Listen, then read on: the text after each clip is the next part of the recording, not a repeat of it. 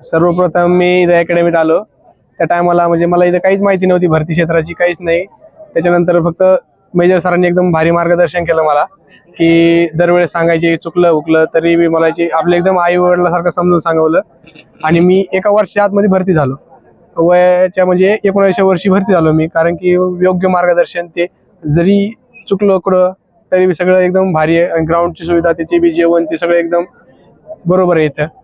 आणि जर सांगायचं म्हणजे झालं तर मार्गदर्शनाबाबतीत जितकं बाकीच्या अकॅडमीत कोणत्याच अकॅडमीत तुम्हाला मार्गदर्शन भेटत नाही, त्याप्रमाणे ह्या अकॅडमीत सगळं मार्गदर्शन ते ओकेमध्ये भेटलं.